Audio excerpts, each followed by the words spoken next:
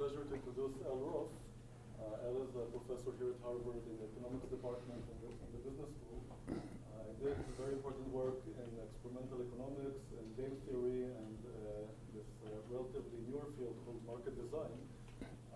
For example, some of his really well-known works relate to matching and market design. For example, redesigning the market for matching residents to hospitals. I did some very well-known work about matching of high school students to schools in Boston and New York. And most recently, this work on matching in the context of kidney exchange. And this is what we'll talk about today. Thank you. So I'm glad to be here, and I'm very grateful for the gracious way that you had the same kind of trouble with your audiovisual that we have with ours. We always feel sort of inadequate about modern devices, but I'm glad to see that here the same difficulties exist. So as Ariel said, the work that I'm going to talk to you about today in kidney exchange is part of a larger stream of work in market design. And so let me tell you a little bit about that. I mean, everyone has some idea of how markets work. And certainly the simple economist idea of how markets work has to do with commodity markets, that the function of markets is mostly to discover prices, and then once the right prices have adjusted themselves, everyone chooses what they want. And there's a lot of market design about getting prices right, and you're all familiar with the work in computer science on ad auctions and things like that. But there are lots of markets where you can't just choose what you want. You also have to be chosen. And so labor markets are like that. Harvard can't just choose who comes to teach at Harvard. Neither can people who want to teach at Harvard just choose Harvard. It's a courtship. And so jobs, schools, organ transplants, all of these have some of the characteristics of marriage markets. Looking for a spouse, you have to be found as well as to find the match that you want. And some of these matching markets use money, some of them don't use money, but they don't even tend to clear the same way that even the ones that use money don't tend to clear the same way that commodity markets do. Harvard doesn't fill its entering class by raising the tuition until just enough applicants remain. It doesn't hire its assistant professors by lowering the wage until only one applicant is left standing. So there's other stuff going on. And as Ariel said, the work that I've been doing gets involved with a lot of markets. Some of them have lots of wages, labor markets. Some of them don't, like school choice. And the one I'm going to talk to you about today, kidney exchange, also doesn't use prices, but is very much in the market design way of thinking, a market design problem. So let me tell you a couple of things to keep in mind about market design in general as I tell you about kidneys. So we're trying to make a marketplace for certain kinds of exchanges to happen. So what do marketplaces have to do? Well, they have to help make the market thick. They have to bring enough people who want to transact together so that they can find the right transactions. But then once you bring a lot of people together, you run into problems of congestion. With all those people trying to transact, sometimes it's hard to sort or to accomplish all the transactions. So all of these things are going to take a very specific form in kidney exchange, but they're quite general concerns. And then you want to make the marketplace safe to participate in, as opposed to going and doing your transactions somewhere else. And that's going to be a big issue going forward in kidney exchange now that we've had some success in getting regional exchanges going, and I'll talk at length about that. And the last thing is that some of the kinds of transactions we can think of doing, not everyone likes to think of doing. And these can be real constraints. And in particular, when we talk about kidneys, one of the real constraints is, in most of the West, you can't buy or sell kidneys. And so we'll talk about that at the end if there's time. So let me tell you about kidneys. You've all got two of them, and you need them, right? You use them when you pee. You die without kidney function, but there is external kidney dialysis that's available. So unlike livers, people who have end-stage renal disease can survive for some time. As a result, there are now, as of this morning, there were 86,142 patients on the waiting list for kidney transplant. I updated that number this morning, and I've been talking about kidneys for 6 or 7 years now. Every time I give the lecture and update that number, it gets bigger. So that's one of the things to talk about, that we're making some progress, but we are not beating back the tide. The tide is still coming in. So there are 86,000 patients waiting, and in 2009, the last full year when we've got data, we only got 33,000 patients off the waiting list. 33,000 patients were added to the waiting list, and we only got 26,000 off. So that's why the numbers are growing. And how do you get off the list? There are a couple of ways to get off the list. One of them is to get a transplant from a cadaver kidney. Okay, so if you have a Massachusetts driver's license, when you registered for it, there was an opportunity for you to say that you wanted to be an organ donor. If you check that box, there's a little heart on your driver's license.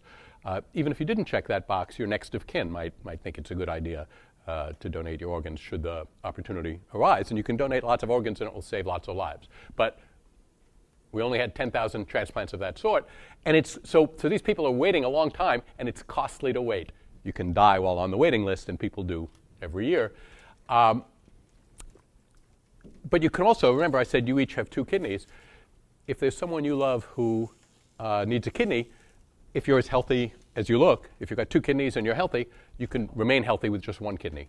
So it's also possible to have live donor transplants. And in 2009, there were a little over 6,000 transplants of kidneys from living donors in the U.S. And notice that means that the modal donor in the United States is now a living donor, right? We still have more cadaver transplants, but each cadaver donates 2 kidneys.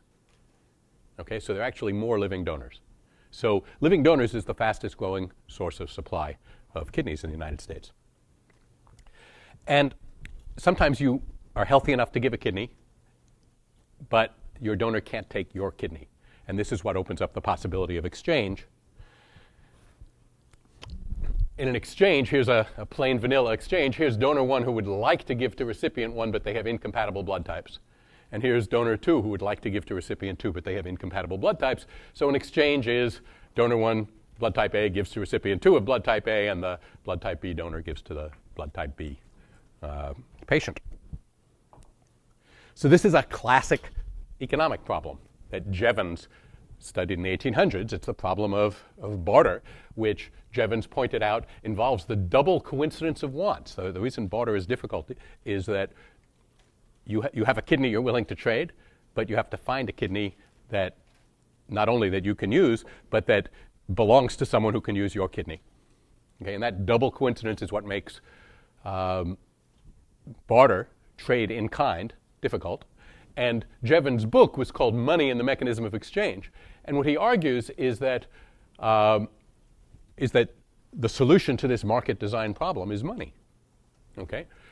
Sellers and purchasers can only be made to fit by the use of some commodity which all are willing to receive for a time, so that what is obtained by sale in one case may be used in purchase in another. This common commodity is called a medium of exchange. So he sort of says, gee, you're trying to barter. You run into the problem of people have things you want, but they don't need exactly what you have. And people want what you have, but they don't offer exactly what you need. Wouldn't it be good if you could buy and sell and break that link?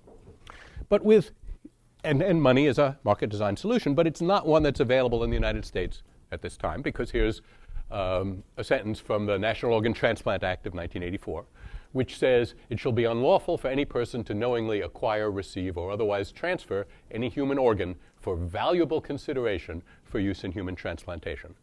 So that word valuable consideration, that phrase valuable consideration, carries a lot of meaning, but one of the things it clearly means is you can't buy and sell kidneys. Now you might wonder whether you can engage in kidney exchange, because maybe it's valuable consideration if we give you a kidney and you give us a kidney. And there's lots of ways to think about that, but Congress cut the Gordian knot by just saying, they amended the NOTA, 1984 NOTA, by saying the preceding sentence does not apply with respect to human organ paired donation. That's the polite word for kidney exchange. So kidney exchange is legal in the United States. Buying and selling kidneys is not. Let's see what we can do. So paired means that only 2? No. No. Paired means that you and your donor are incompatible. You are a pair. There's someone who wants to give you a kidney, someone who loves you but cannot give you a kidney. A chain is possible, large exchange are possible. Yes. Although it took some explaining to the congressional committees to make that happen, but there is some more language which says exactly that. Yeah. One difficulty with the language it speaks only of incompatible patient-donor pairs. And we'll come back to that too. The question is, could you participate in exchange? Could I participate in exchange if my wife is willing to give me a kidney? And she could. We are compatible. But of course, there might be better kidneys for me. And we'll talk about that as well today. But one way of reading the law is that the law does not extend to that. Okay, so how does a kidney exchange look? I'm the man in the yellow gown keeping my hands out of the way so no one hands me anything. And the thing that I particularly don't want to be handed is in that bucket, and that's a kidney. And you can't, off screen, not here, but behind me in this picture is another operating room where the donor of that kidney has just finished a nephrectomy. She's just had her kidney taken out. And that kidney is going into this man, who's also here. And this is all happening in Cincinnati, Ohio. And at the same time, organized by cell phone as they were, after everyone was under anesthesia and after the initial incisions had been made, but before the kidney was taken out, at the same time when they're good to go, in Toledo, Ohio, the same pair of operations is being performed where his donor and her patient are doing a nephrectomy and a kidney transplant. And the reason they're simultaneous is because you can't contract on kidneys. No valuable consideration can be given. So simultaneity solves an incentive problem. It makes sure that no one backs out of the exchange. But of course, simultaneity now imposes, when I talked before about congestion, there are going to be big logistical costs to doing larger exchanges, because to do a two-way exchange between two pairs requires 4 simultaneous operating rooms and surgical teams. Okay, so it's a big deal. Now let me give you just a part of what I want to talk to you about today is kidney exchange. Part of what I want to talk to you about today is the interaction of economists and computer scientists and surgeons and how some American institutions to accomplish kidney exchange have been built and what's gone on. So let me tell you a little bit about that. My economist colleagues are Tayfun Sönmez and Utku Ünver. We actually wrote a paper and distributed it widely to surgeons, and then tried to talk with them. And most of them wouldn't talk to us.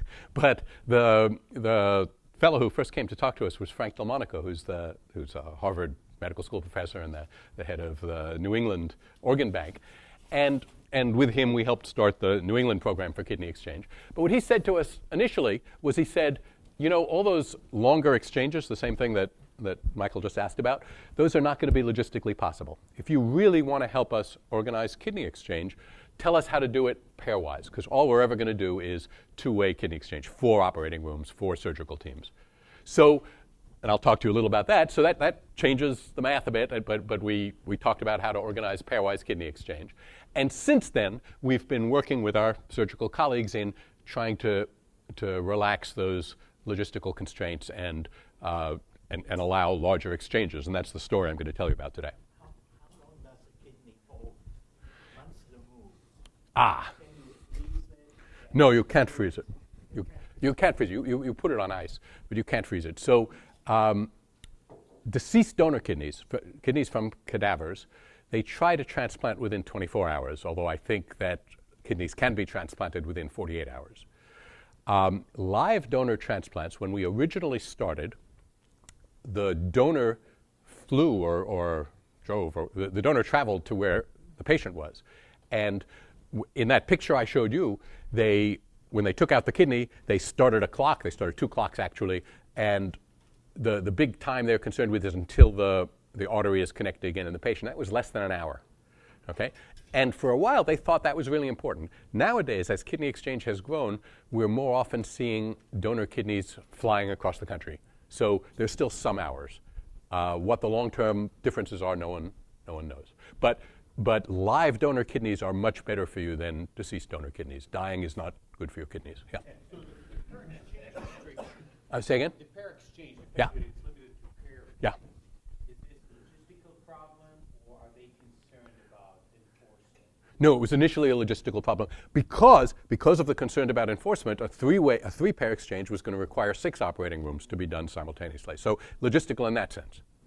Okay, but we'll talk about that. And what we've been doing is we've been getting back to big exchanges. I'm going to tell you how we started proposing big exchanges. They said to us, be serious. We were serious, and now we've been getting back to some quite large exchanges. And of course, this takes place also in the medical literature. I mentioned Frank Delmonico and Susan Seidman, our local colleagues.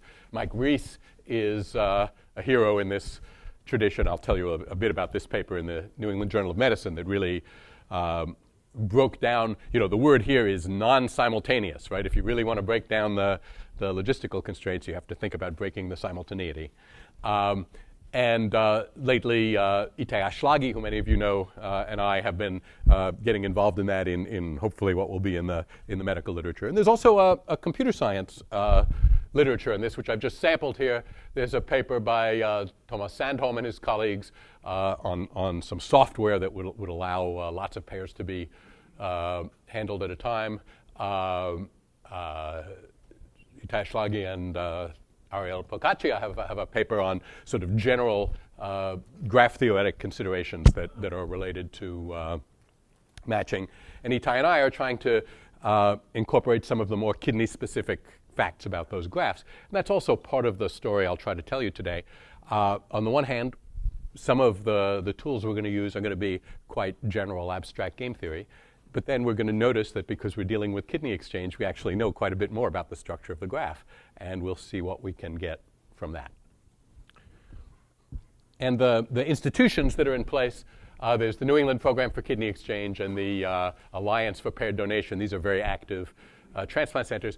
Kidney exchange has really taken off sort of virally. So there's now some kidney exchange going on by people who don't necessarily know anyone in one of the other kidney exchanges, but lots of transplant centers are now doing some kidney exchanges on their own.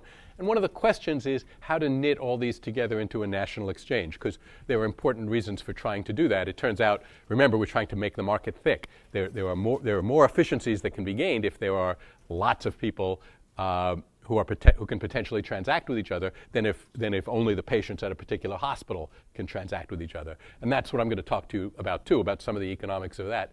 There is continued hope for a national exchange, but there are also real problems on the way. Part of the story is when we first started writing about this and sending our papers to doctors, the ones who responded were the self-selected surgeons who were willing to talk to economists and computer scientists about this, and they were a wonderful bunch. And then there were a lot of medical administrators who thought that maybe this was a bad idea and maybe it was even against the law. And it was because of them that we worked for some years to get the law changed. And now the guys who were opposed to it and thought maybe it was against the law are in charge of trying to organize a national exchange. And they're very difficult to work with. So we'll see what happens. Okay, so the initial problem was how to make the market thicker.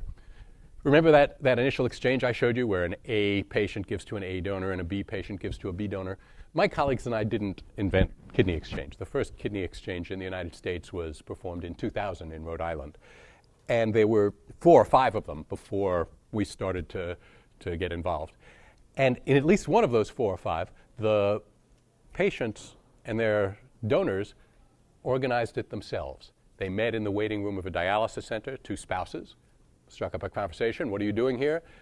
My husband, my wife, is getting dialysis. I would have given him a kidney, but I'm type A, he's type B. Say, that's funny, we're in just the opposite circumstance. So that's exactly what Jevons was talking about. That's a hell of a way to organize a market. You're just not going to get the kidney exchanges you need if it depends on people bumping into each other and having the double coincidence of wants. But it turns out it took a year before we had permission to look at those databases because medical data is quite rightly subject to all sorts of privacy restrictions. And people who had agreed to have blood tests and tissue typing tests to see whether they could give a kidney to someone they loved had not signed consent forms that would allow us to see them. So everyone had to be reconsented, as they say, before we could even look at the data. Then there was the question of coordinating the hospital logistics.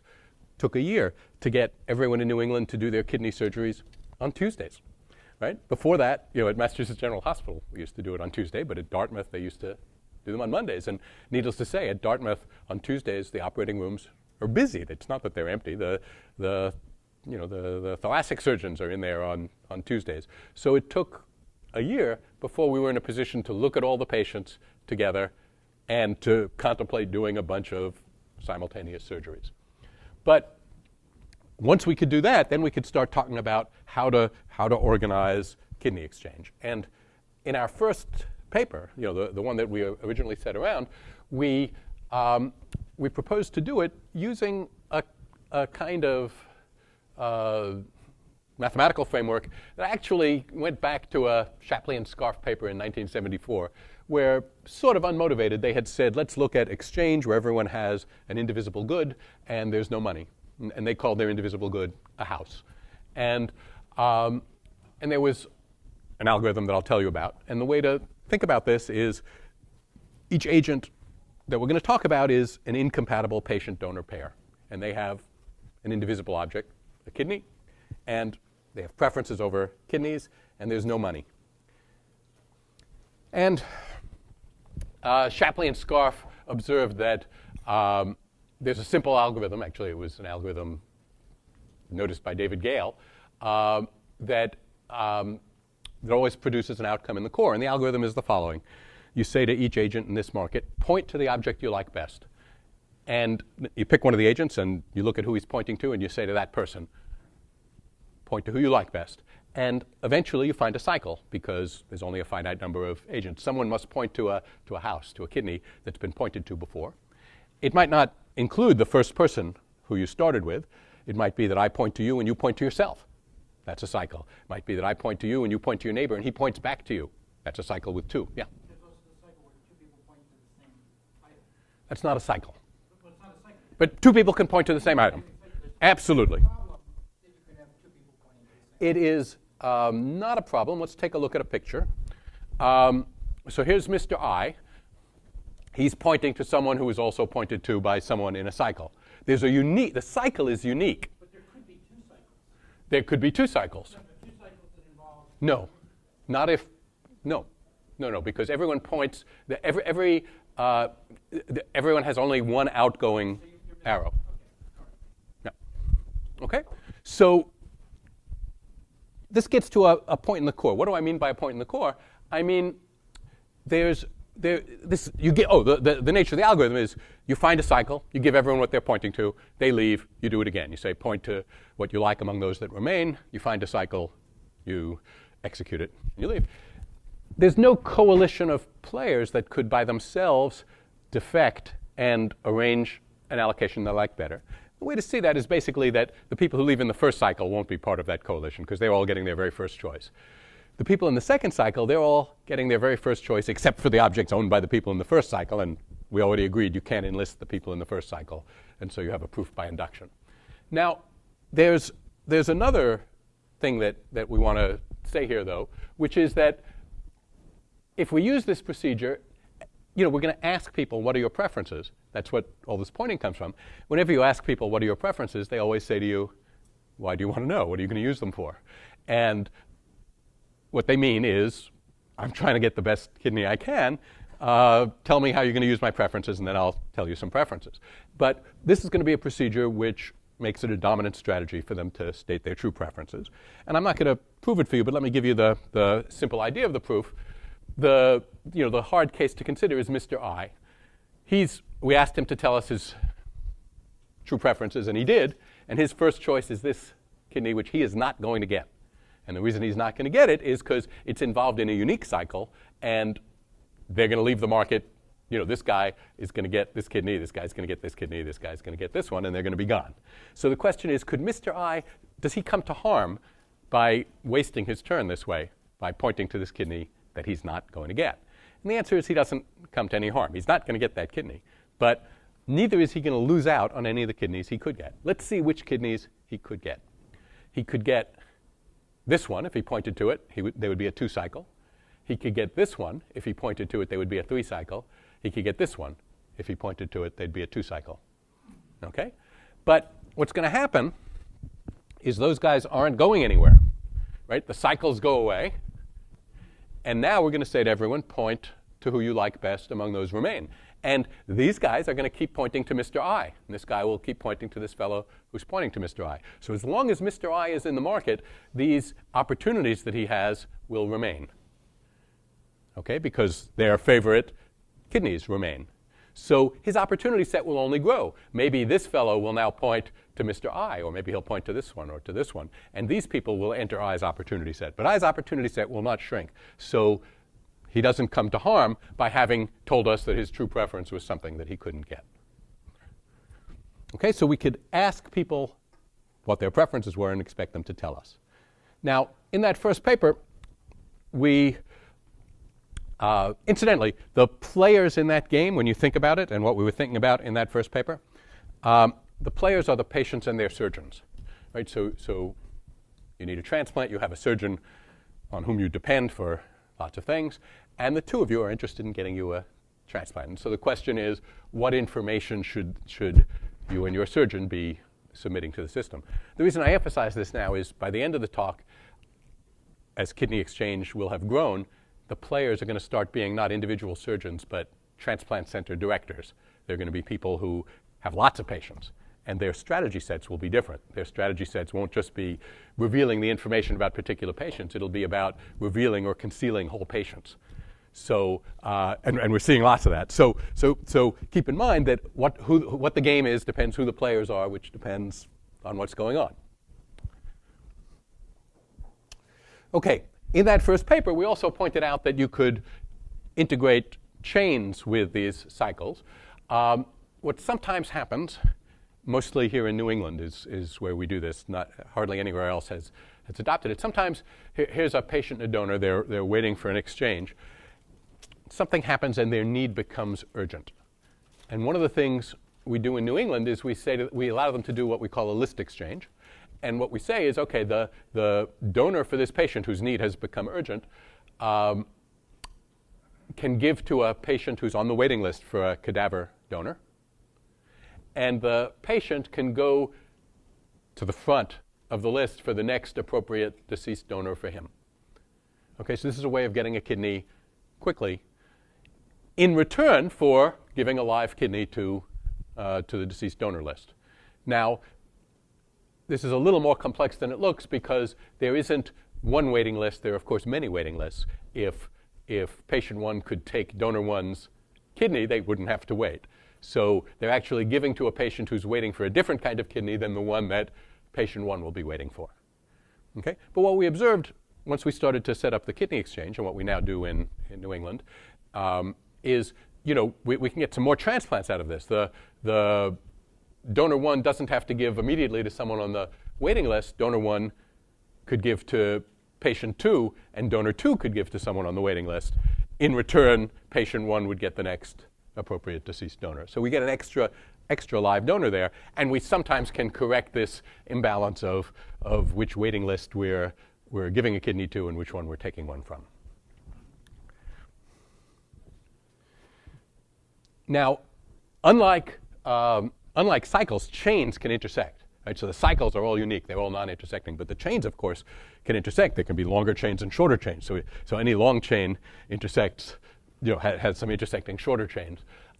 So when you start thinking about using chains, you have to have chain selection rules. You can't just say, find all the cycles and chains. The chains will be intersecting. You have to choose among the chains. But it is possible to find strategy-proof and efficient top trading cycle and chain mechanisms. I'm not going to we've gone in different directions since then, so I'm not going to spend time telling you about those.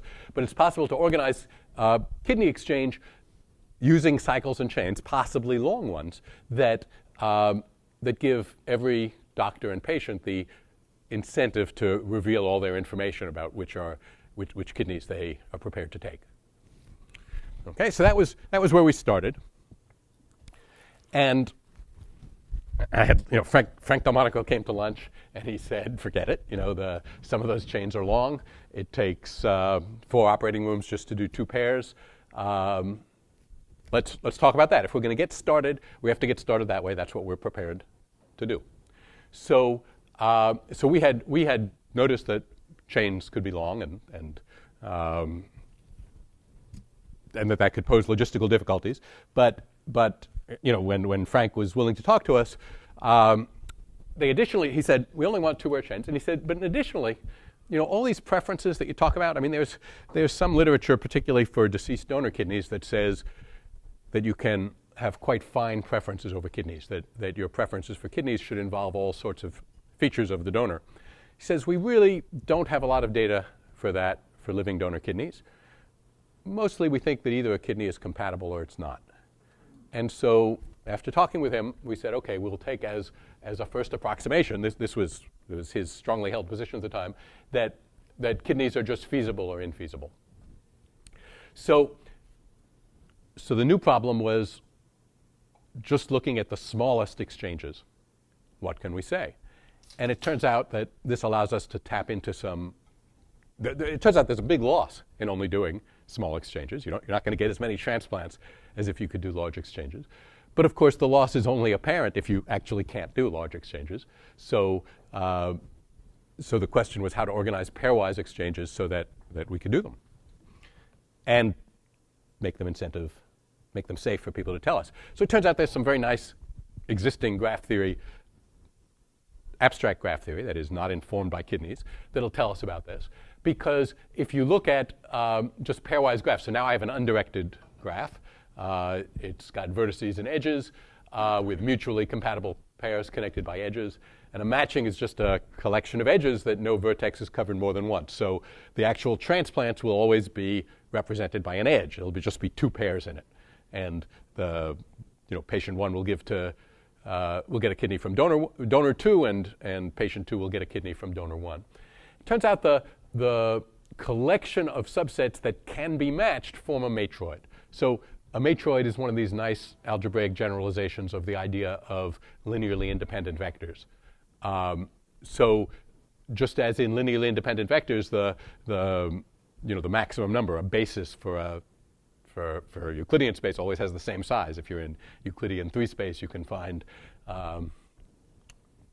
only 3 independent vectors, and subsets are of independent vectors are independent. Those are the properties I'm going to use of a matroid. There are, one of the fun things about matroids is just defining equivalent definitions of matroids. So there are many of them. But what I want here is if we've got a matchable set, call these the independent sets.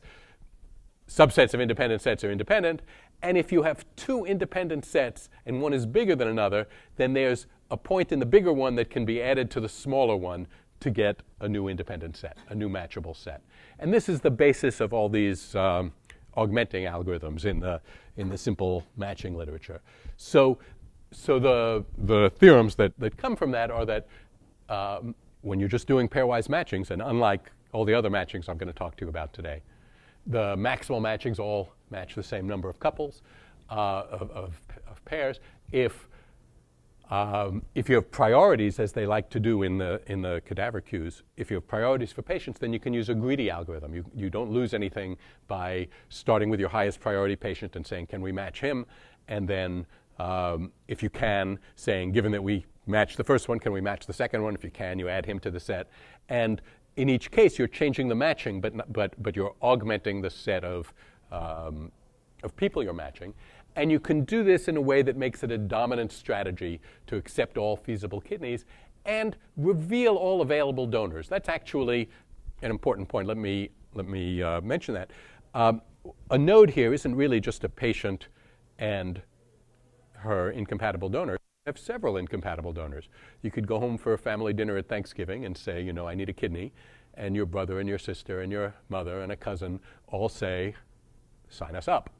And if one of them's compatible, you'll get their kidney. But if not, you have now a bunch of incompatible donors. Now, there's no way for us to know about them unless you tell us. Supposing you ran a kidney exchange in which you said, we're going to give priority to people who have only one donor. People who have multiple donors are already pretty lucky. Let's try to take care of the least lucky people in the population. Well, if you said that, of course, you'd find that everyone had only one donor. Okay, so you have to set up a system where having more donors is good for you. Basically, what having more donors does for you in this model here is give you more links that you can do exchanges with more people. Some of them with your sister as the donor, some of them with your brother as the donor. Okay, so that's the kind of thing that you think about when you're thinking about these things. Where does the information come from? Who has it? How? Obviously, we'll have more exchanges if we see all the donors than if we don't. Now, when you're so far, when you're just talking abstract graph theory, here's a theorem, the Galiadmin's theorem, that says whenever you look at a maximal matching, you can decompose it into a set of, let's see how to do this, of underdemanded nodes. These are the nodes that are matched at some maximal matchings but not at others. Their neighbors, who are the set of overdemanded nodes, and everyone else who are the set of perfectly matched nodes. They're either always matched or never matched. And what determines who gets matched, here are these overdemanded nodes. Here's an odd component, and in order for everyone to get matched in this odd component, one of the overdemanded nodes has to be assigned to one of the members. If instead this overdemanded node is assigned here, then someone will be unmatched here. Okay, so this is a general problem of abstract graphs. But now I want to populate these nodes for you because we know who these people are. That is, these guys have blood types. And because blood types are the first order of things that determine which are the links, we can tell you who's overdemanded and who's underdemanded. That allows us to put a lot more structure on the kidney exchange problem and to say more things than you can say for an abstract graph. Okay, so who are these guys? Well, let me tell you a little about blood. There are two blood proteins called A and B, and you can't take a kidney from someone who has a blood protein that you don't have. So there are 4 blood types depending on which blood proteins you have. The blood types are A and B, AB if you have both, and what in English we call O, but in some languages is more descriptively called 0, which means you don't have any of them. Okay? So if you're a type O donor, you can give to anyone. But if you're a type O patient, you can only receive a type O kidney. Okay? So type O patients are going to be at a disadvantage, and type O donors will be in short supply. Now there's a special reason type O donors will be in short supply. They're actually not in short supply in the population. Okay? In the United States, they're almost half the population are O donors. But there's a second issue, right? And so normally, right, an O donor can give to anyone. So until I tell you something more, there's no reason for an O donor ever to be incompatible with his intended recipient. The reason O donors are sometimes incompatible with their intended recipients is there's something else that goes on, which has to do with your immune system. You have antibodies against proteins, and if you have an antibody against one of my vector of proteins, then you can't take my kidney. Okay? So the chance that if the unconditional chance for 2 members of the North American population, if I didn't know my blood type, the unconditional chance that you could take my kidney is somewhat over 50%. But the unconditional chance that my wife can take my kidney is only around 30%. And that's because my wife and I are parents. And in the course of childbirth, her immune system may have become exposed to some of the proteins that our boys inherit from me. And if so, then she might have antibodies to some of the proteins that are in our kids and are in my kidney. And in that case, her immune system would be prepared to attack my kidney. So if I were an O donor, there's a good likelihood that I could nevertheless not give to my wife because she would have antibodies against my kidney. But O donors are going to be rare, therefore, because mostly O donors are compatible with their patients, and we're only admitting incompatible patient-donor pairs. Right? So if we admitted compatible pairs as well, we'd have a lot more O donors. But as it is, the only O donors we see are the ones with tissue type incompatibilities to their patients because they never have blood type incompatibilities. So O donors are going to be rare. So when I start talking to you about who are overdemanded, patient-donor pairs where the donor is O, these guys are going to be overdemanded because the kidney can go more or less to anyone, and there aren't going to be so many of them coming into the incompatible patient-donor pair population. Okay, so we can start to talk about what's the long side of the market and the short side. And the long side of the market, that is, some pairs of these types will remain unmatched after any feasible exchange, will be the O patients with the A donors, the O patients with the B donors. There are lots of O patients. There are lots of A donors. We're not going to be able to find matches for all of them because to find a match for a patient-donor pair where the patient has blood type O and the donor has blood type A, we have to find an O donor. And the O donors are going to be on the short side of the market. They're going to be rare. Okay? So we're always going to be able to find kidneys for these guys. And, and then there are the guys who can match to people of the same type, and they have to take care of them in the accounting, but they're not difficult to take care of. Yeah? What happened to the direct shape graph? In the pairwise graph, it was undirected, but otherwise they're directed. I mean, Sorry, what was the difference between the two graphs? when I'm just doing pairwise exchange, then the only exchanges that we can do are when I point to you and you point back to me. So I represented that with an undirected graph. But what it means is there are two directed edges that are mutually point to each other. But otherwise, it's a directed graph. And when I was showing you the cycles, those are in the directed graph.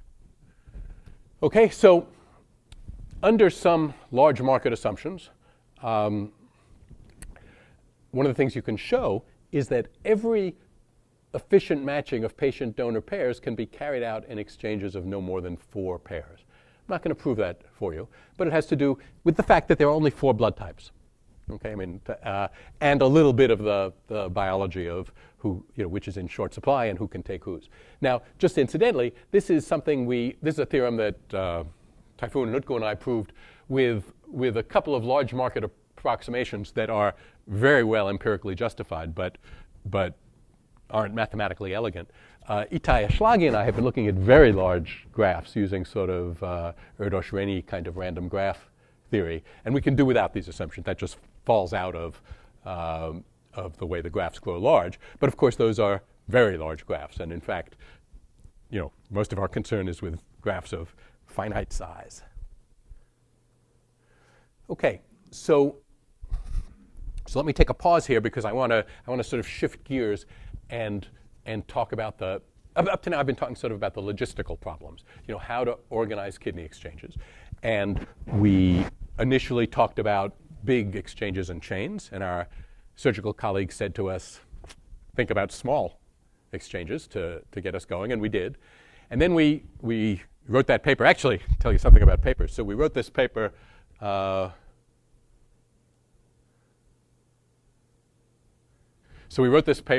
that came out in the AR in 2007 that said, you don't, remember I said you can get everything done in just 3 or 4-way exchanges. You hardly ever need 4-way exchanges because blood type AB is quite rare.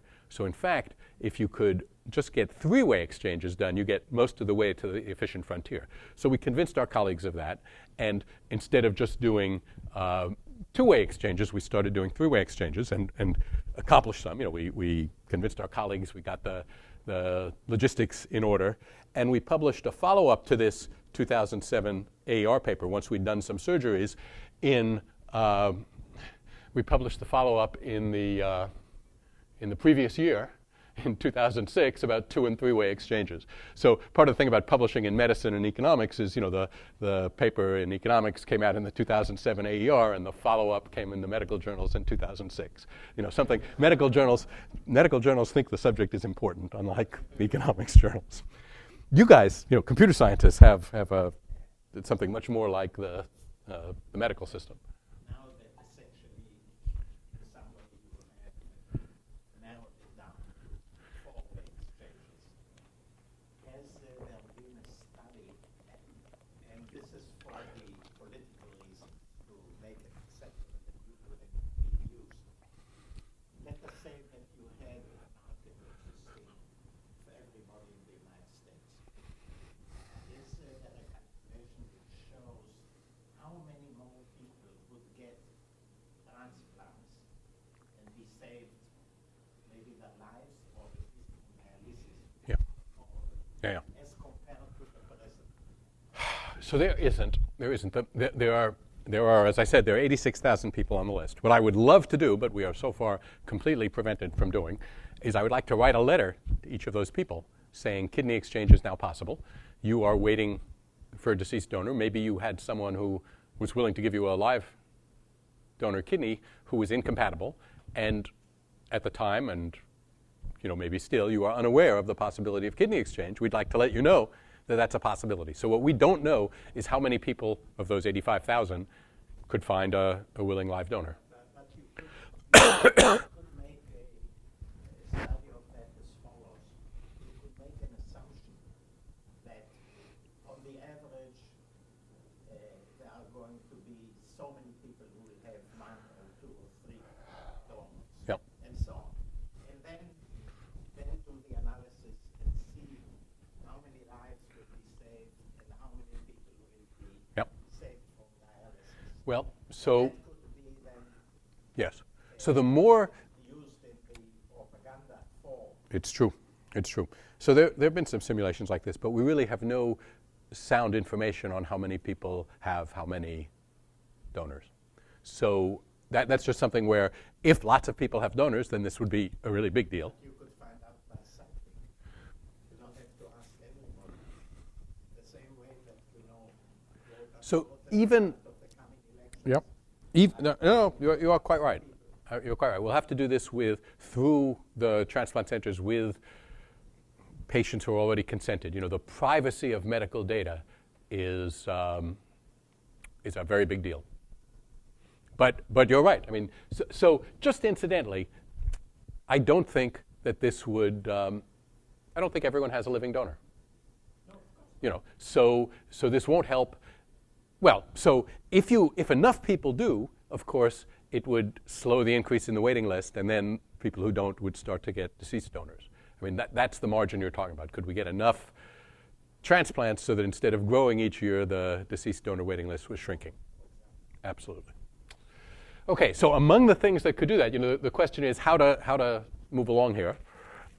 One thing that would help a lot would be a procedural change, which would be to allow compatible patient-donor pairs to take part in exchange.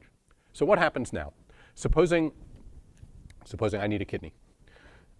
I'm a middle-aged guy. Most of the people who love me well enough to give me a kidney are around my age. My wife would probably give me a kidney, my brother, maybe my brother-in-law. So they were all people in their mid-50s. And of course, that would save my life. But it's possible that at the same time, one of you young people needs a kidney, and you have someone willing to give you a kidney, an Olympic athlete who's 25 years old, kidney's hardly ever been used, but is incompatible with you. So of course, my brother-in-law's kidney would save your life, and I would be better off with your Olympic athlete's kidney. And so there's an exchange that we could do. Right now, those exchanges aren't happening. Right? If I come with my brother-in-law and say, he wants to give me a kidney, they give us the various tests and they say, good luck. By good luck, you can have his kidney and we have it. And I get my brother-in-law's kidney and you go on the waiting list for a deceased donor. Okay? So not only would that add more kidneys to the pool, it would add more O donors to the pool. In other words, the reason there are so few O donors is one reason I might be able to take my brother-in-law's kidney is that he's a blood type O guy. That makes it easy for me to take his kidney. He can give a kidney to anyone. He could give a kidney to you, right? I may not need an O kidney. I might have blood type A, right? So there's a sense in which that O kidney is wasted on me. And so something like this would have a big effect. When we simulate this, we almost double the number of transplants. But right now, that's an obstacle that we haven't been able to overcome yet. Hopefully, we'll establish a national exchange. So let me tell you about some other sources of efficiency gains that we've been having where the mathematics gets a little less neat, but it's been sort of cool. Sometimes there are non-directed donors. There aren't so many, but sometimes someone comes and he says, I've read about this, or I know someone who died of a kidney disease. I would like to give my kidney to somebody. Not to anyone in particular, to somebody. The way I go and donate blood. Okay, that happens rarely. And what we used to do is we'd say, that's a great thing. You can give it to a patient who's been waiting for a long time for a deceased donor. But what we now do is we say, that's a great thing. You might be able to cause several kidney transplants to happen. You could give it to a patient-donor pair who's been waiting. They could give it to another patient-donor pair. They could give to someone on the deceased donor list. This is what a chain like that looks like, not as a graph. And, it's a nice picture. But one of the questions is, why are there only 6 people in that picture?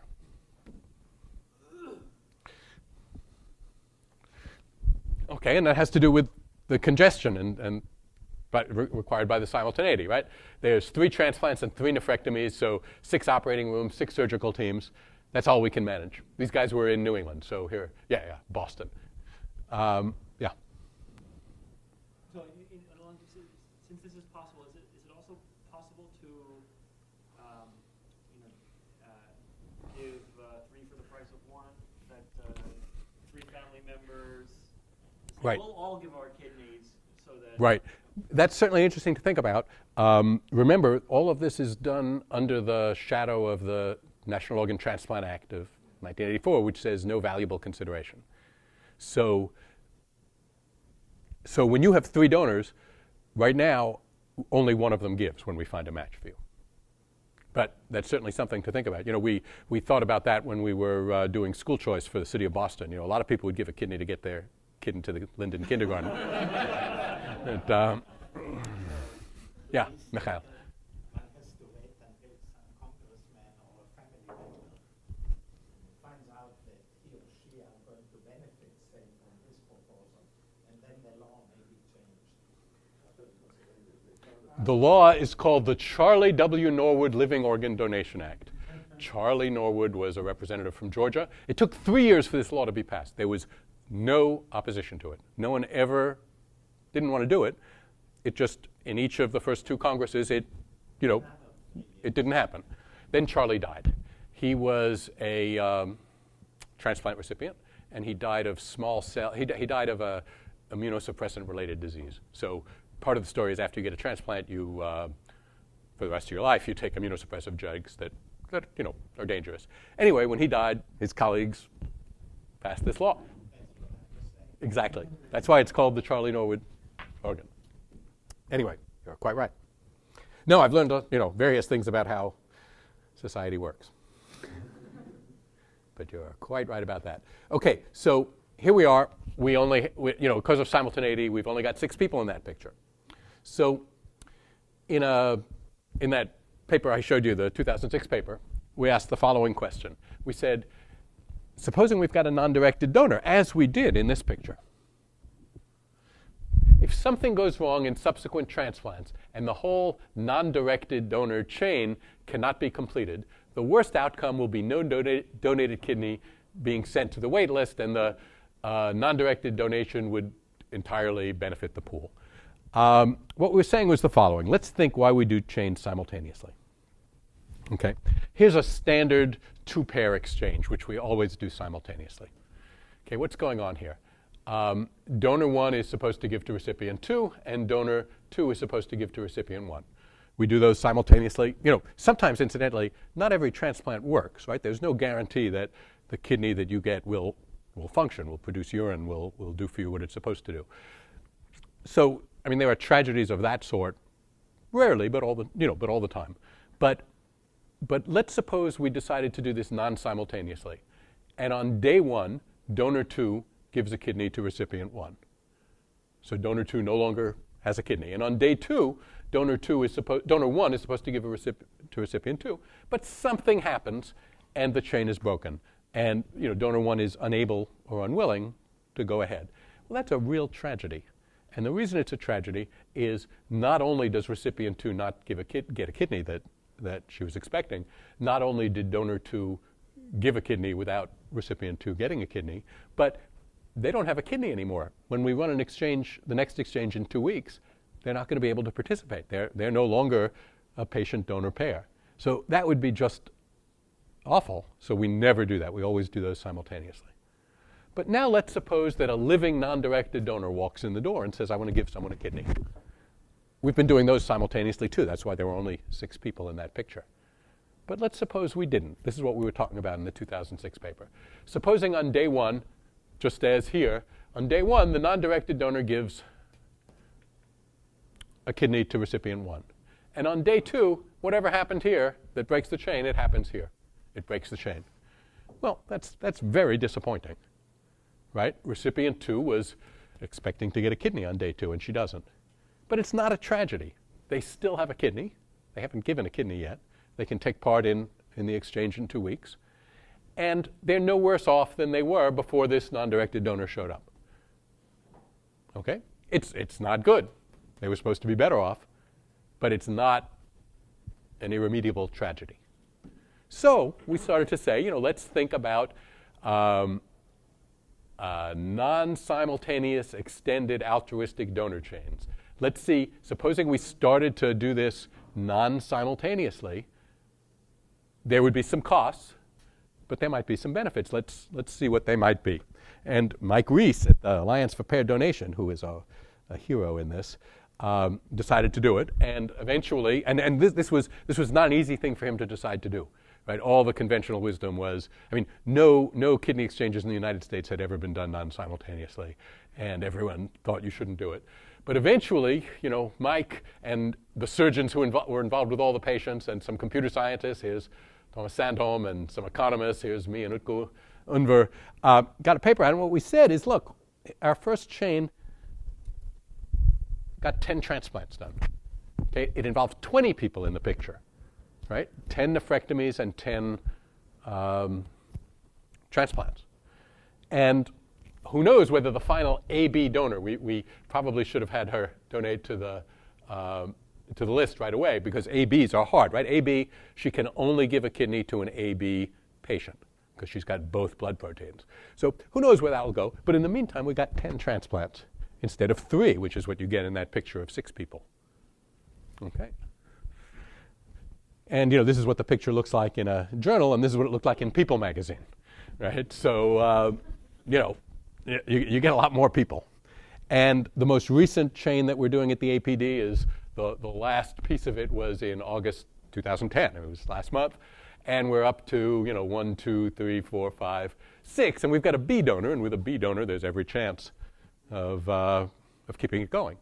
So this kind of thing has really taken off around the country now. So there's now lots of non-simultaneous chains. Some of them are, I know of some chains where someone gives before they get. These always make me nervous. They try doing it. There are various models going around. So far, nothing really bad has happened, but a lot of really good things have happened. So one of the ways to increase the efficiency of kidney exchange is to break the simultaneity logistic barrier. And again, the thing we're talking about here, I showed you some sort of fancy game theory and economics. All we're talking about here is a cost-benefit analysis. You say, when you start with a non-directed donor, it's less costly to have a break than when you were doing a simple exchange. Since it's less costly, let's see what the benefits are. Maybe something good will come out of this. This has caught on quite, again, Mike Reese is a real hero. That paper got rejected many times, But now, the funny thing about it in terms of the politics is once you have a paper in the New England Journal of Medicine, then it becomes accepted medical practice. So it was really personally courageous for Mike to perform those surgeries. But now anyone can do it because you can cite it. It's a different world. Okay, so kidney exchange is developing. I'll tell you, it's not nearly where it should be. It's not stemming the growth of the number of people who need kidneys yet. But there are starting to be kidney exchanges done. People are getting transplants. And the players are changing, right? Mike has something like 80 transplant centers signed up. So when we started in New England, when we initiated the New England program for kidney exchange, it involved the 14 transplant centers in New England. So those are 14 transplant centers. They do some of the things I'm going to tell you about, but they had a long history of working together. They knew each other. They had lots of repeated interaction. We didn't see immediately a lot of problems of having lots of hospitals. But now you're recruiting new hospitals, and you're seeing new kinds of problems. And the way I want to frame those problems to you is think of the players as changing from the patients and their surgeons to becoming the players are the transplant center directors. And they have to decide whether to sign up for a kidney exchange, and if so, how to participate in it. How should they show all their patients to the kidney exchange or just the ones they can't match internally? Okay, so that's going to be the issue. So let me start by showing you why that's a problem, why we care. Why should we care whether someone is matched through the New England Program for Kidney Exchange or just at the Massachusetts General Hospital? Well, let me show you. Here's a little graph where, as it happens, the only feasible exchanges are pairwise. Okay? And you can see that what we'd like to do is we can get 4 transplants out of this graph. We'd like to get pair A1 with B and pair A2 with C. Okay? That would get us 4 transplants. But the reason I've labeled them the way I have is that pairs A1 and A2, they come from the same hospital, Hospital A. So the transplant center director of Hospital A, he could have looked at these and said, I could just do these 2 by myself without showing them to the whole community, in which case we only would get 2 transplants, not 4. Right? Now, why might the transplant center director at Hospital A, why might he do that? Well, what he's worried about is that B and C aren't there. If B and C are there, his patients A1 and A2 will get transplanted. He'll get to do all the surgeries that he was going to do anyway. They'll be slightly different surgeries, but the right number, the right patients. What he's worried about is that there is no patient C, and that when he shows this to NEPKI, to the New England Program for Kidney Exchange, we're going to say to him, oh, look at this. Patient B has high priority. Patient B is a child. Patient B is under 18. We look at the graph, and we've decided that the thing to do is we're going to match pair A1 with B. And Director of Transplant Center A says, if that were my child, I'd feel differently. But I a little bit regret having shown A1 and A2 because I could have, I have some responsibility for A2. I could have gotten both A1 and A2 transplanted if I'd done it, if I just had them transplanted, if I hadn't told New England about them. Okay, so he may have an incentive to not show us these pairs. And of course, if he doesn't, then B won't get that kidney anyway. Not only won't B get that kidney here, B won't get that kidney here either. So loosely speaking, the kind of thing we're going to have to talk about with our doctor friends, and I'll talk to you a little about now, is to say, we're starting to see these pairs withheld. And if we don't want them withheld, we have to say that we're prepared to give them some priority, even if that means sometimes not giving a kidney to a child. That turns out to be a very difficult conversation for the doctors, okay? Especially since putting things in computer code, which is how we run these exchanges, means really writing them down in black and white, okay? And no one likes to sort of say we're giving this middle-aged couple priority over this child.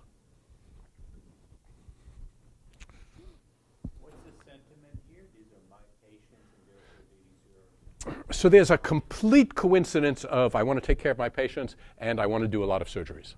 Right? The transplantation is always done at the transplant center of the patient. Okay? So if you're cynical, you could say $120,000.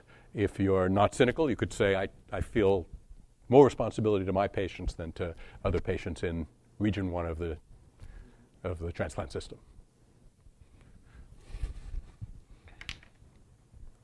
Okay, so there are some problems. Here's an impossibility theorem. And, the question is, can we get everyone to show us all their kidneys? So here's a toy example. But we've got pairs from A and B. And there are 4 pairs from A and 3 pairs from B. The only feasible exchanges happen to be pairwise. So someone is not going to get only an even number are going to get transplanted, so someone's going to be left over. The question is, can we have a system in which we make it a dominant strategy for all the hospitals to show us all their patients? And the answer is no. Supposing we leave out B3, then there's going to be incentive for Hospital B to withhold B1 and B2. Right? Because if they withhold B1 and B2, they'll leave the exchange with this graph. And if the exchange is trying to maximize transplants, they'll max A1 and B3 and A2 and A3.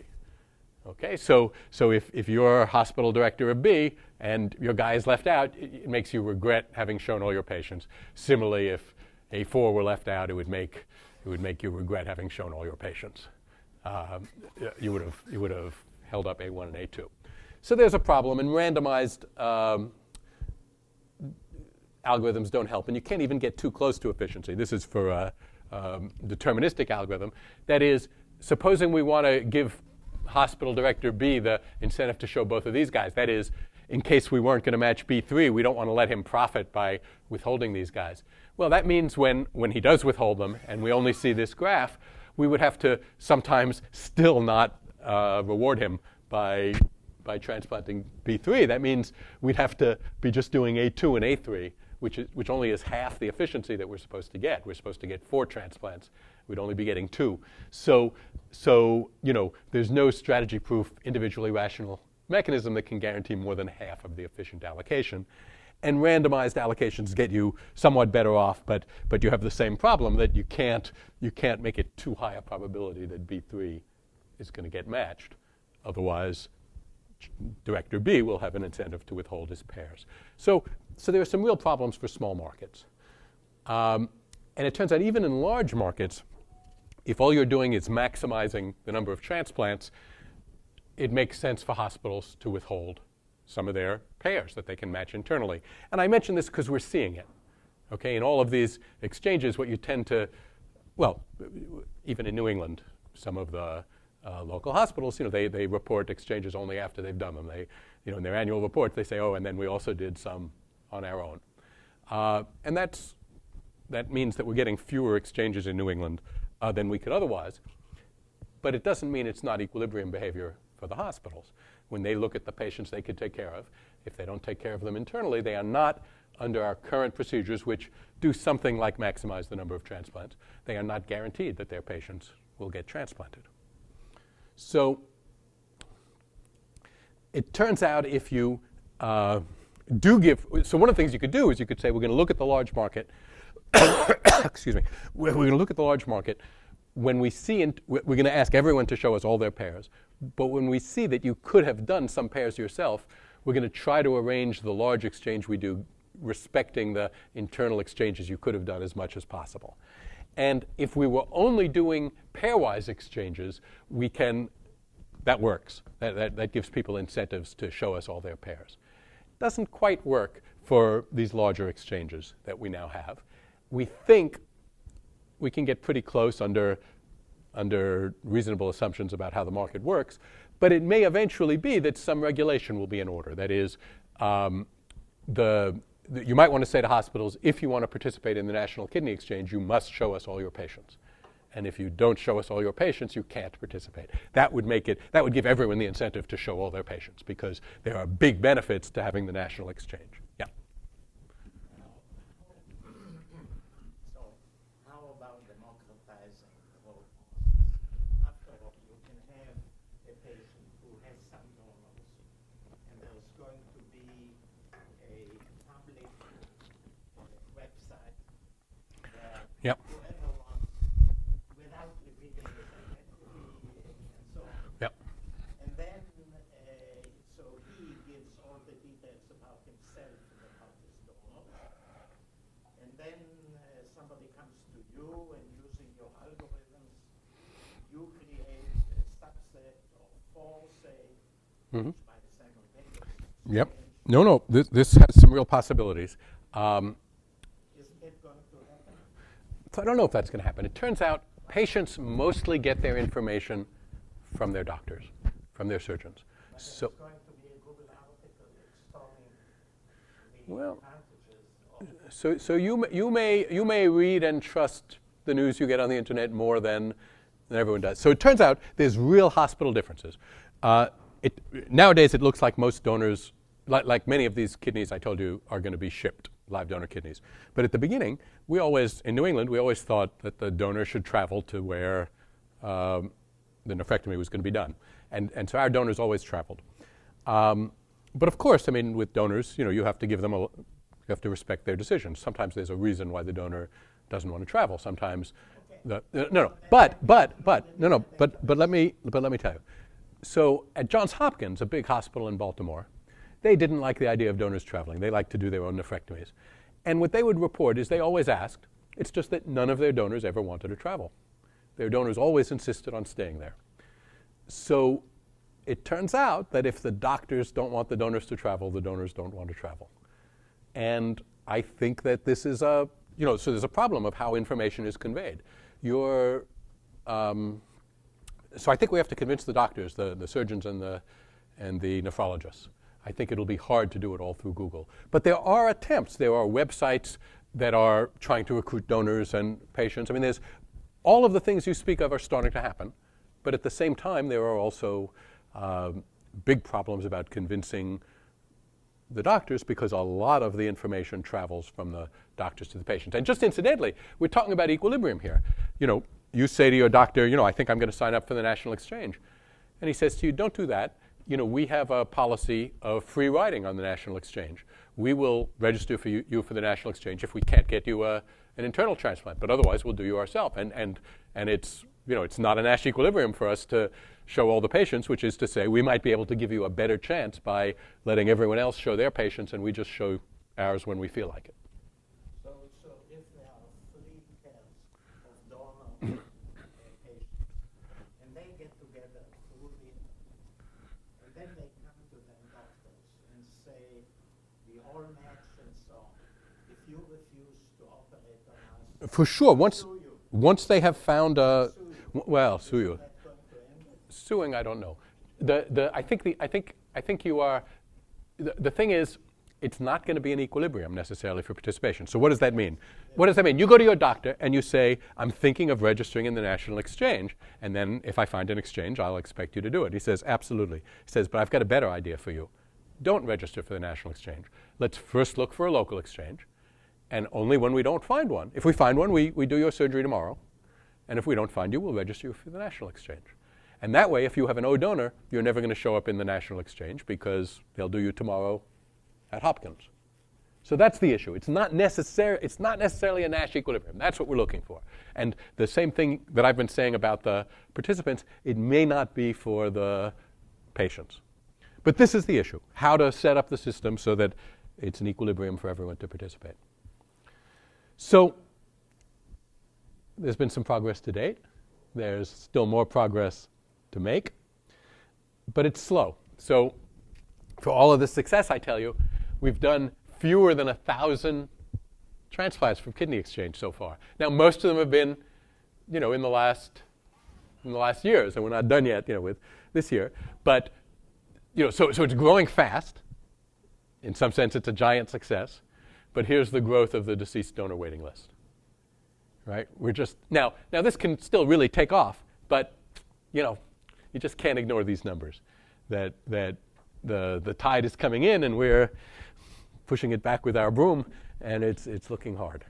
So at least you want to think about some other things. Yeah. Well, just from what you said so far, it seems the biggest bang for the buck in the undirected donor. You get one undirected donor. Absolutely, but there aren't so many undirected donors. Maybe that's where. That would be great. Yep. And also more donors and more deceased donors. I mean, I think we have to work on every margin, right? So just about a third of Massachusetts drivers are registered as deceased donors. Now, we get about half the ones who aren't registered, who are eligible. It turns out mostly, I mean, when you die, you take your organs with you. But, right, we obviously have to work on every margin. You could start to think about it, but right. So you could start to think about it. The trouble is that the people who've been waiting for deceased donors don't typically have incompatible donors. So if you're going to give it to the people who are waiting the longest, which is what we now do, you mostly don't get the opportunity for a chain. So you could definitely think about it. I mean, that's something we've thought about. I mean, you'd be giving it to different people. Okay, so let's think just for a moment. Let me end by, you know, these things all take place in these complicated social contexts. Let's think for a minute about why we can't just buy and sell kidneys. You know, my colleague Gary Becker at the University of Chicago, he says, there's no shortage of kidneys. Everyone's got 2. You only need 1. Whenever you see a long line, it means the price isn't right. There are 88,000 people waiting for kidneys. You know, there's a shortage of kidneys. That's because the price is 0. So, you know, I certainly don't know the answer to this one. But it isn't just about body parts. There are lots of things you can't buy. For instance, in the United States, try buying horse meat for human consumption. You'll find it's difficult. It's not illegal in Massachusetts. They used to sell it at the Harvard Faculty Club. But it started during World War II. But it's illegal in California. And say again? Philadelphia is also illegal. Is it? Okay. But it turns out it's hard to get anywhere in the U.S. because while it's not illegal in the United States, you can't sell meat in the United States unless it's been inspected by the Department of Agriculture, and the Department of Agriculture will no longer send inspectors for horse meat. So, checkmate. So, most of the horses that are excess in the United States get slaughtered in Canadian and Mexican slaughterhouses and sent to Europe, where they command a high price for horse meat for human consumption. But there's other things that aren't illegal. You can't do dwarf tossing, right? So here's a picture of Lenny the Giant. He's the man being carried, participating in a dwarf tossing event where this larger man is tossing him. Turns out that's illegal in many places. Here's the Ontario Dwarf Tossing Ban Act of 2003.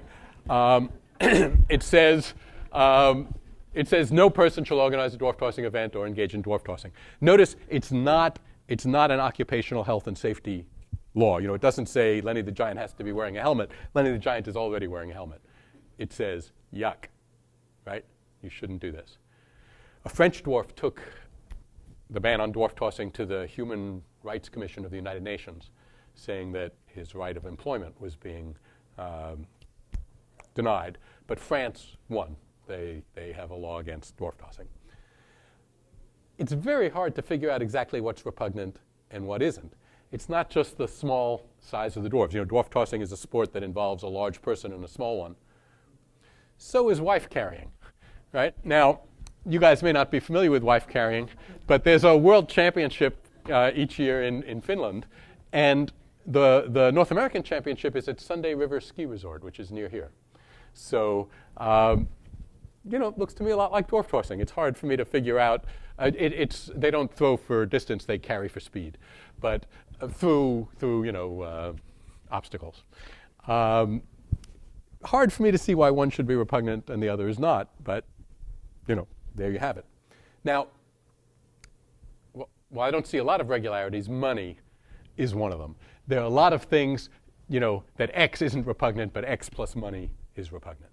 So, and some of these are big deals, right? Interest on loans for hundreds of years in Europe, interest on loans was a problem. It's pretty hard to have a capitalist economy without interest on loans. You can pay lots of money to adopt a child, but you can't buy the child from the birth mother. Prostitution is illegal, although, sex isn't. So sometimes it seems adding money makes things repugnant. Here's a cartoon from the New Yorker. You always know you're onto some important social event when you find cartoons in the New Yorker. Most people don't have too much trouble picking out the economist in this picture. So it's clear that there's more going on. When you invite me to dinner, why can't I come and give you $50, although a $50 bottle of wine would be gratefully received? Part of the story is you're not a restaurant, right? When you invite me to dinner, you're sort of offering me not just food, but friendship. I can bring a bottle of wine. That's food for food. I can invite you to dinner at my house. I could do all sorts of things that were close to a monetary exchange, but they have to somehow acknowledge that it's not a monetary exchange. So we're all pretty complicated about this.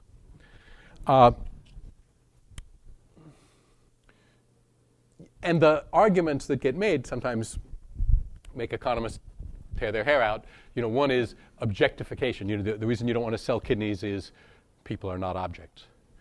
Another is coercion. Poor people would sell their kidneys only because the price was so high that you denied them any choice. And the third is sort of slippery slope, that you might think it was okay to sell kidneys, but other things would follow from that you wouldn't like as well. All of these things have to be taken seriously. And certainly as an economist, I think that we have to understand people's ideas about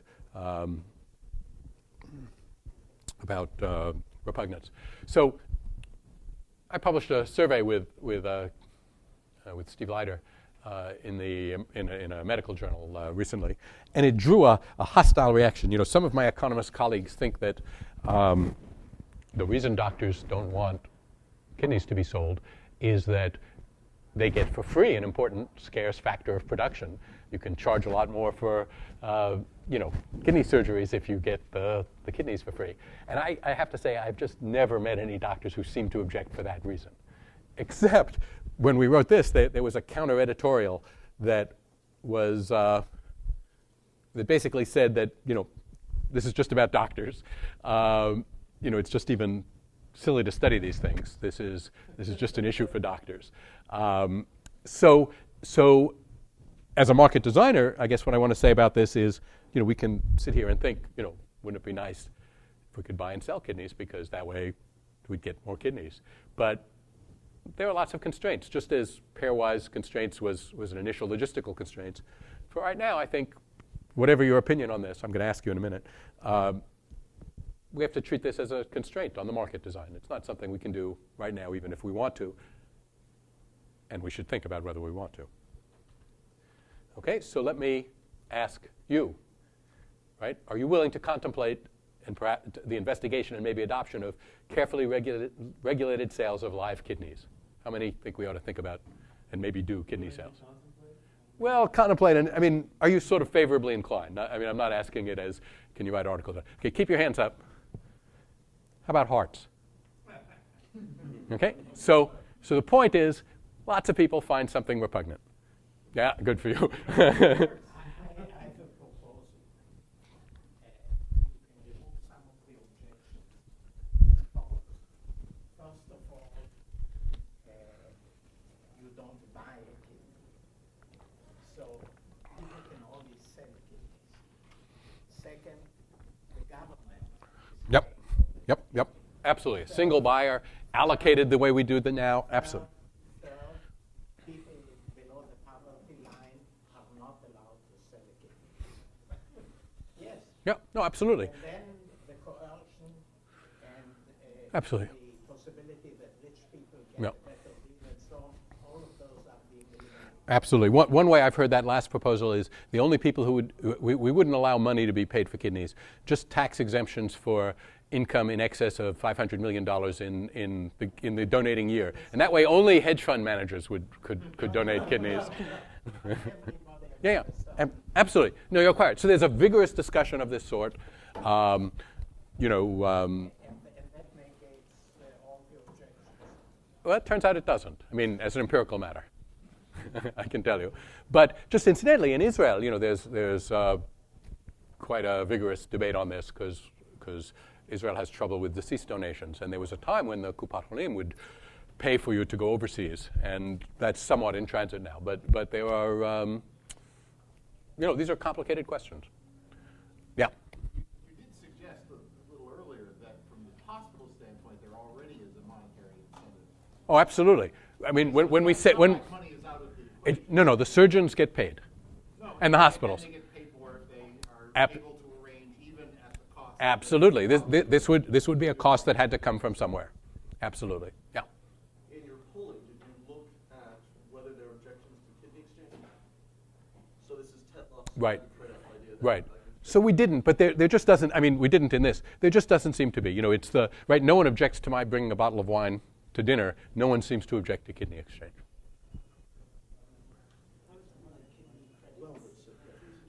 Credits are tricky, partly because you'd have to, like any kind of thing with money, it would have to be really reliable, right? I mean, you'd hate to have inflation take over while you were in the midst of a transaction.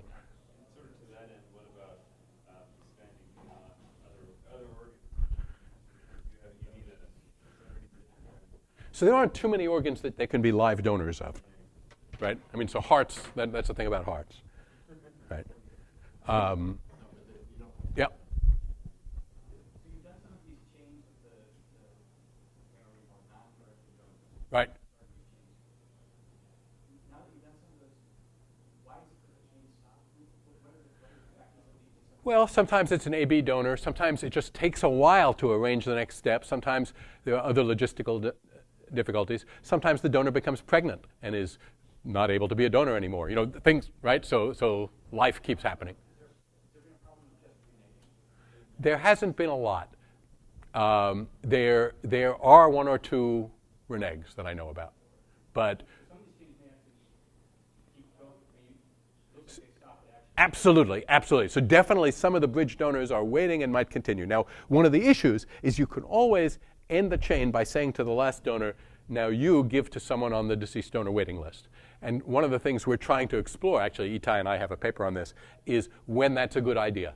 Sort of say, okay, Now because we can always get one more transplant from the last donor, but often the expected value is bigger than that. That's what those change. And in a steady state, it would always be bigger, so you'd never stop. Although you might want to not end with AB donors, it turns out. AB donors are tough. Okay, thank you.